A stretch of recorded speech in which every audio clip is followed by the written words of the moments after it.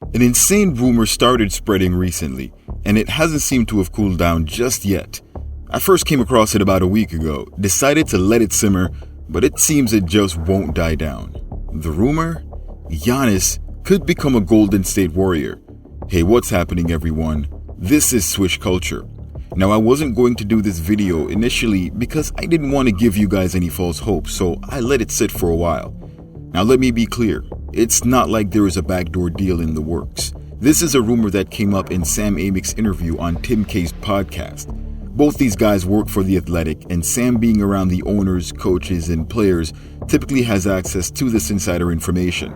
As a matter of fact, Sam was around Steve Kerr and the team during the Olympics, where another possible trade target for the Warriors came up that would make complete sense for Golden State considering the departure of Klay Thompson. More on that trade in another video. However, today we're going to discuss how Giannis could become a Warrior possibly as soon as the next 5 months. This would be the absolute mother of all blockbuster trades that would see the Warriors go all out to give Stephen Curry a 1B superstar to play next to and potentially win his 5th and very possibly a 6th championship. But this trade idea would be far from perfect because there might be injury concerns for Giannis. Could that make this a bad deal for the Warriors? More on this later on in the video. But before that, please don't forget to like the video and subscribe to Swish Culture for the most analytical and entertaining NBA content on the planet. Now get ready. You're about to get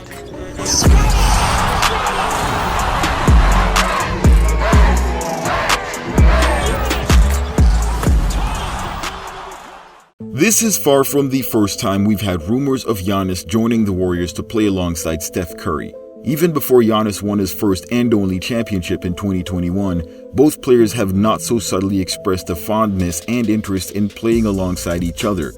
This became even more evident in the 2021 NBA All-Star Game, where the two actually did play next to each other, showcasing glimpses of what a Curry-Giannis duo could look like. Needless to say, there's clear chemistry that would allow the two players to uniquely dominate the game like we've never seen before, and that could even be an understatement. Joe Lacob obviously recognizes this, and as Sam Amick said, Joe Lacob has had kind of dreams of Giannis coming the Warriors' way for a very long time. While this seems like a pie-in-the-sky deal for Golden State, this fantasy could become a reality for the Warriors as early as this upcoming season, and here's why.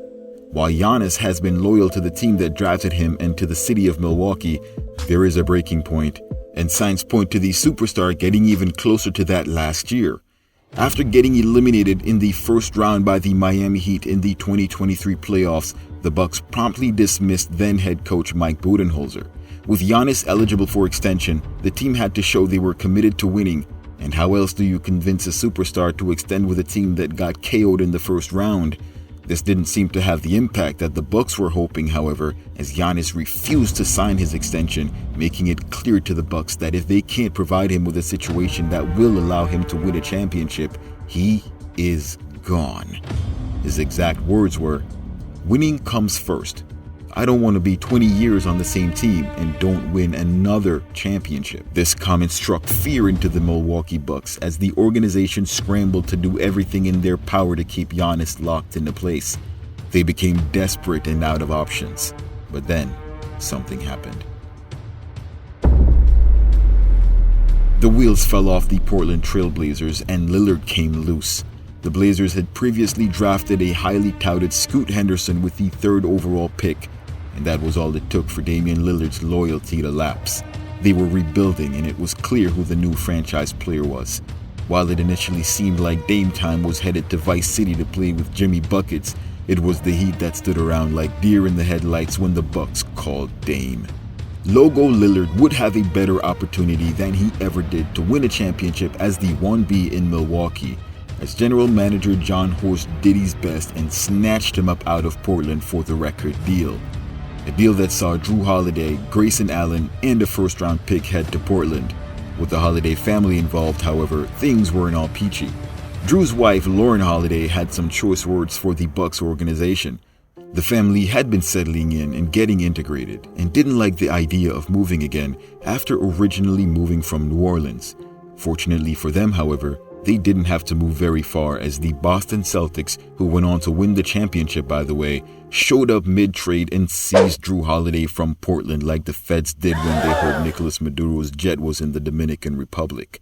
Giannis immediately signed his extension following the deal, and the Bucks set to work. Now, while they started the season off with a winning record, there seemed to be a lot of chemistry issues with the team. They'd lose games they should easily win. They were getting blown out by rebuilding teams, the Raptors and Magic, and the new coach, Adrian Griffin, just didn't seem to have control of the locker room. He embarrassed assistant Terry Stotts by yelling at him in front of the players and forcing him to step down. Giannis was questioning the team's system. Griffin had his defensive schemes shredded. He openly beefed with Giannis, trying to take him out of the game, which Giannis declined to do. In another game versus the Heat, when the coach tried to write a play for Dame, Giannis intervened and told him to run the play for Middleton instead. They then lost the game to the Bulls when they failed to foul down 3, allowing the Bulls to get a game-tying shot, after which they proceeded to dismantle the Bucks in overtime. The Bulls, by the way, were riddled with injury. This happened twice, and in one game they didn't even have DeMar DeRozan. Portis and Giannis both called out the coaching staff after being critical about the team's performance against the Pacers. Griffin then laughed about the team's performance and agreed that the team needed to be coached better. 2 months later, the front office agreed and sent Griffin packing despite an almost 700 win record, and within 24 hours, Doc Rivers was hired as the Bucks' new head coach, taking the Bucks out of the frying pan and straight into the fire. By all accounts, this didn't seem like a team that was ready to compete for a championship before nor after the firing. Doc started with a 1-3 record and proceeded to drive the Bucks into the Milwaukee Rivers. In another unfortunate turn of events, Giannis ended up getting injured before the playoffs for the second year in a row, which made the Bucks even worse as it then depended on Lillard to get them through the first round. The clock never hit Dame time, citing his health issues. Giannis, however, didn't show much of a concern for the Bucks with regards to this upcoming season. He seemed confident that if the team had good health, they could have been much better, something for which he takes partial blame.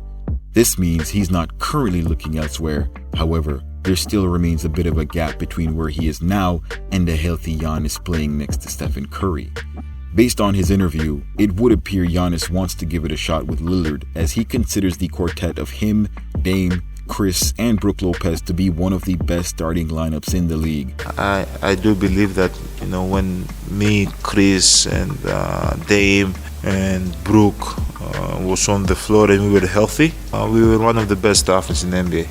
If all four are healthy, this gives Doc Rivers a window between now and the trade deadline to compete with the Celtics, 76ers, and the Pacers.